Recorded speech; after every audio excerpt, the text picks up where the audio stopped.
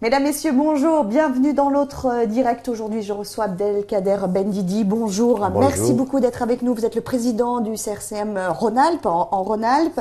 Vous allez bien sûr réagir par des annonces qui ont été faites par Bernard Cazeneuve sur comment mieux, j'allais dire vraiment avec des guillemets, intégrer l'islam en France, faire que améliorer le dialogue, notamment avec les musulmans, avec tout ce qui s'est passé. Je voudrais revenir quand même rapidement aussi sur cet incident qui s'est produit en début de semaine avec les propos de Roger Kierman. C'était le dîner du CRIF lundi, du coup, par rapport à ce qui s'est passé, le Conseil du culte musulman n'est pas venu au dîner du CRIF. Après, il y a eu réconciliation. Mais ces propos-là, pour vous, ils vous ont marqué? Alors, j'étais indigné des propos de Roger Kierman, le président du Conseil représentatif des institutions juives de France. D'ailleurs, toute la communauté musulmane était indignée de dire que ces actes-là sont des actes imputés à la communauté musulmane. Or, c'est grave aujourd'hui d'un responsable d'une institution religieuse d'incriminer les musulmans qui ne sont pas tout à fait...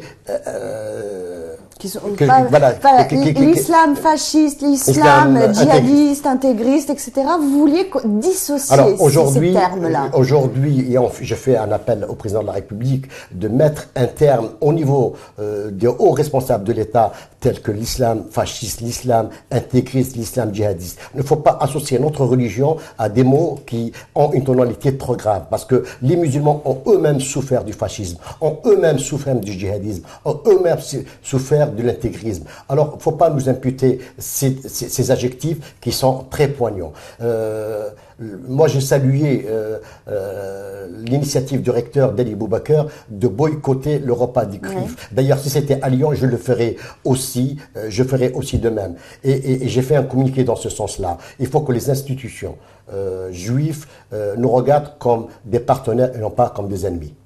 C'est ça, vous avez l'impression de bien ça sûr, en ce moment? Bien sûr. Même le geste de réconciliation qui s'est fait le lendemain avec François Hollande en arbitre. La réconciliation a toujours été entre. Il y a un dialogue positif. Le dialogue n'est pas rompu. Voilà, n'est pas rompu, le dialogue positif. Mais aujourd'hui, j'appelle chacun à sa responsabilité de ne pas incriminer les musulmans et de ne pas imputer tous les actes qui ont été commis en France aux musulmans. D'ailleurs, pour preuve, les actes commis dans les cimetières ne sont pas d'actes commis par les musulmans. Et c'en est la preuve. D'ailleurs, le président de la République il en a parlé, entre guillemets, des Français de souche. Et là aussi, le terme a été fort. Déjà, pourquoi le président de la République a employé ce mot? Pour donner une tonalité autre que c'est pas les musulmans qui commettent des actes antisémites. Ce terme-là, Français de souche, vous, ça vous a pas choqué?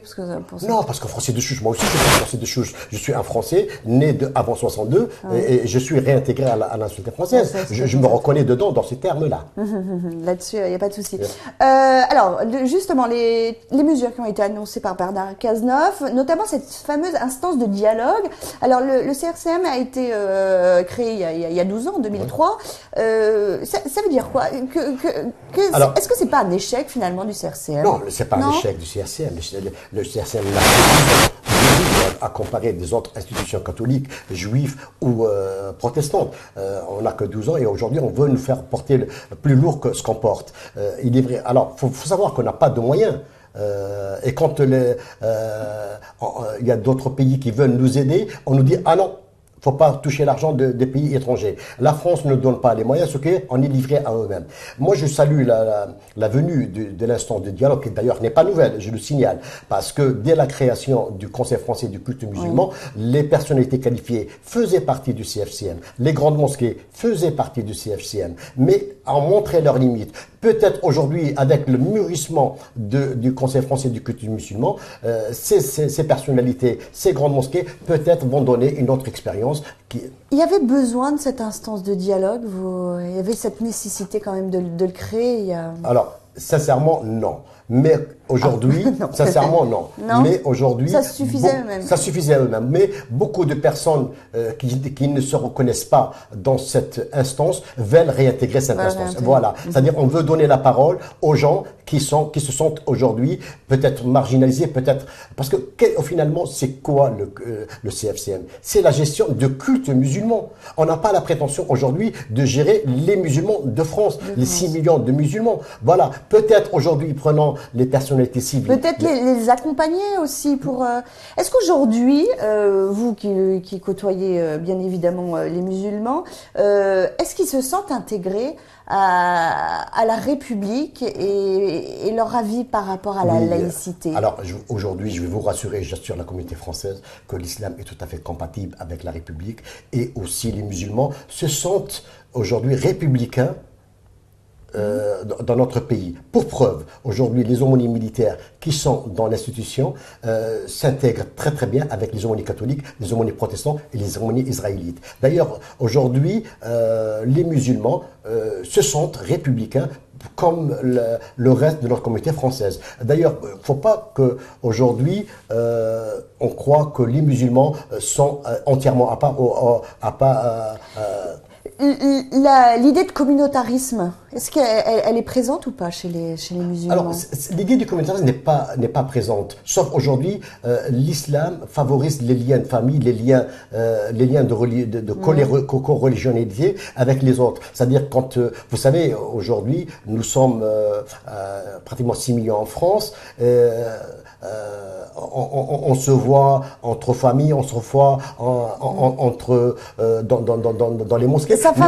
Mais c'est pas du communautarisme. Aujourd'hui, je pense qu'on se rassemble. Pourquoi? Parce qu'on est loin du pays, on est loin de la famille et on cherche d'autres familles, on cherche d'autres liens. Voilà. Bon, peut-être aujourd'hui, il faut le faire autrement. D'ailleurs, nous avons instauré à Saint-Fond, nous, le pique-nique ensemble où tous les citoyens, c'est-à-dire français de souche, le français de culture musulmane, français de culture catholique, français de culture israélite, on amène à manger et on s'assoit autour d'une table et on mélange notre manger. Je crois qu'aujourd'hui, il y a des expériences. D'ailleurs, j'ai recommandé à toutes les mosquées d'ouvrir leur culte pour recevoir tous les Français, pour faire tomber les a priori et les préjugés et aussi de discuter. Moi, ce que je souhaite, que les Français qui craignent qui craignent ou qui ont peur de l'islam, de se rapprocher des mosquées pour poser les bonnes questions. Il y a, oui, cette fameuse islamophobie, comme on dit. Ça, qui génère pas forcément du racisme en soi, mais cette peur de l'islam parce que on ne connaît pas cette religion. Pourquoi? Elle nous fait peut-être un peu peur parce que elle est finalement visible. Pourquoi? Alors ceci est dû à la méconnaissance de l'autre et l'absence de dialogue qui est instauré au sein de la communauté française. Et c'est pour ça que nous avons demandé à tous les mosquées de réouvrir et de amorcer le dialogue et de faire comprendre aux voisins des mosquées et aussi ceux qui habitent. Par exemple, je peux aller dans une mosquée pour aller voir. D'ailleurs, je vous invite dimanche. Nous avons le thé de l'amitié à la mosquée ottomane de Villeurbanne. Et là, je crois que c'est une réussite. Nous l'avons. Cette expérience a été réussie. Là, tout le monde peut venir. Alors, en fait, tout le monde peut venir et tout le monde peut poser des questions, même les questions qui dérangent. Voilà, nous sommes prêts à répondre aux questionnements de tous nos concitoyens. Alors, il y a aussi, parmi les propositions, la formation des imams qui devrait être renforcée avec la création, par exemple, d'un diplôme universitaire. D'ailleurs, à Lyon, ça existe déjà. On est un peu précurseur, j'allais dire, en la matière. Alors, il faut dire qu'il y a deux choses. Il y a deux choses. Il y a la formation des imams proprement dit et le complément de formation. Aussi, ce qu'on fait à Lyon, ce qu'on fait à la Cato, c'est le complément de formation. C'est pas la formation des imams. C'est-à-dire, on ne forme pas des imams. Ce qui nous manque aujourd'hui, c'est un institut de formation des imams. Il faut dire qu'aujourd'hui, nous avons pratiquement des imams qui viennent d'Algérie, qui viennent peu du Maroc et un peu du Turquie, mais qui occupent un rôle positif. D'ailleurs, c'est grâce à ces imams-là qu'on a éradiqué le radicalisme, qu'on a éradiqué le salafisme, qu'on a éradiqué l'intégrisme. Ils ont joué un rôle important et moi, je rends un hommage solennel à l'Algérie qui a pu dans des mois envoyer 250 imams en France pour faire ce travail d'irradicalisation de l'intégrisme et du salafisme. Il y a aussi pour cette formation des imams, c'est ce qu'on appelle peut-être une certaine problématique, ce sont les convertis, parce que finalement, on parlait de la pratique de l'islam, finalement ceux qui pratiquent un islam rigoriste comme on dit, c'est finalement les convertis. Effectivement, aujourd'hui, on constate pratiquement que 40... Les jeunes filles notamment, par exemple, qui n'hésitent pas à porter la burqa intégralement. Tous les problèmes de Vous êtes d'accord? Est-ce qu'on n'a pas l'impression aussi qu'on les voit de plus en plus? Oui. Alors aujourd'hui, on a une problématique dans l'islam de France où cette composante convertie qui vient grossir les rangs, mais c'est un islam rigoriste qu'ils pratiquent malheureusement. Alors on est en train aujourd'hui de réfléchir de donner des formations à ces convertis, une formation adéquate de 4 mois et aussi pas tout le monde qui convertit. Aujourd'hui, on va créer un conseil des imams dans la région Rhône-Alpes où on peut recevoir ces convertis et aussi les diriger vers une formation adéquate pour leur donner l'islam du juste milieu. C'est vrai que par exemple, contrairement au judaïsme, mais comme notamment le catholicisme, c'est plutôt facile de devenir musulman. Oui, parce qu'aujourd'hui, il suffit de prononcer l'attestation de foi et qu'on est musulman. Alors justement, on est en train de réformer cette pratique-là en donnant un complément de formation à ces jeunes-là qui ne soient pas pris par les prédicateurs, par les salafistes, parce qu'ils restent livrés à eux-mêmes. Nous avons une deuxième problématique aujourd'hui qui est les enfants qui suivent la scolarité, l'éveil religieux dans nos mosquées et à partir de 14 ans sont livrés à eux-mêmes. Et c'est un travail dans ce sens-là qu'il faut faire avec ces jeunes-là de 14, 18, 20 ans, leur donner une formation complémentaire pour les réintégrer dans l'islam républicain, dans l'islam du juste milieu. Et pourquoi justement à un moment donné, ils basculent justement dans cet islam rigoriste qui fait peur justement? C'est celle-ci qui inquiète un peu. Parce qu'aujourd'hui, il y a des gens on appelle ça les salafistes, qui sont soutenus par le wahhabisme, qui sont soutenus par l'Arabie Saoudite et qui ont des moyens sur Internet, des moyens sur Facebook et Twitter, qui allègent ces jeunes-là et qui leur donnent carrément des formations en Arabie Saoudite. Et c'est ça, j'en appelle moi au président de la République, de parler avec les instances saoudiennes, de stopper cette formation et qu'on peut leur donner en France. Et puis Internet, bien évidemment, bien sûr, aussi, qui permet aussi d'accéder à ces choses-là. D'ailleurs, en début de semaine, il y a eu des Rhône-Alpins qui ont été privés de leur passeport pour éviter de partir. Ça aussi, il faut continuer là-dessus. Il faut les rester là. Cette semaine, nous avons rencontré le préfet de police justement pour trouver un moyen de faire un travail en long terme sur la radicalisation et amener des outils, nous, pour éradiquer cette radicalisation. Nous avons, par exemple, très concrètement, qu'est-ce que vous pouvez faire? Alors, ce qu'on peut faire, c'est de nous donner les moyens de rentrer dans les écoles pour faire une information, de réviser la connaissance des jeunes et aussi d'améliorer leur connaissance. Du Coran aussi, tout simplement. Bien sûr, et aussi démonter la théorie du complot qui existe chez certains jeunes et aussi leur donner la vision et la vraie compréhension du Coran et aussi la contextualisation du Coran et de l'islam. Et ces jeunes-là prennent l'islam wahhabisme au pied de la lettre et qu'on veut pratiquer en France. Or, le contexte français n'est pas le contexte saoudien, n'est pas le contexte qatari. C'est un autre contexte, un contexte républicain, laïque, qu'on se doit de respecter. Et d'ailleurs, les musulmans, c'est des musulmans républicains et musulmans aussi qui respectent la laïcité. Est-ce que la montée, je vais finir, est-ce que la montée du Front National dans les sondages, etc., dans les dernières élections, on l'a vu, vous inquiète? Alors, le Front National n'est pas... c'est une histoire ancienne dans notre pays. D'ailleurs, le président d'honneur du Front National, nous connaissons ses implications antisémites et islamophobes.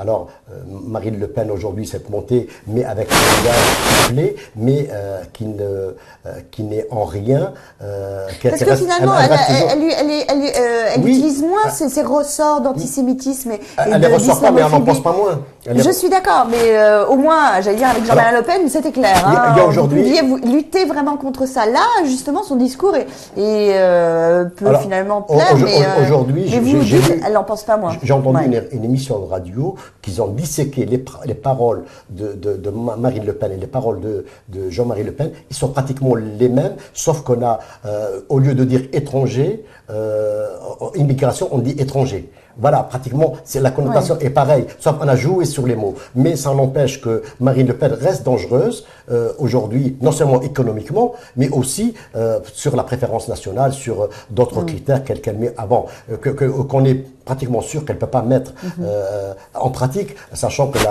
la France est unie et indivisible.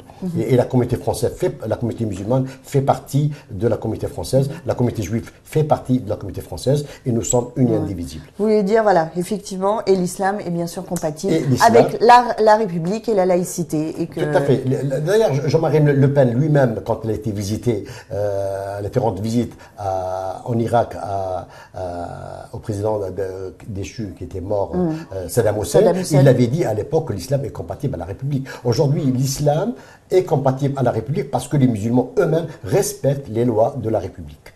Et les lois de la République sont nos lois. Avant tout. Avant tout. Merci beaucoup d'avoir été avec nous dans l'autre direct. On se retrouve dès demain. À très bientôt.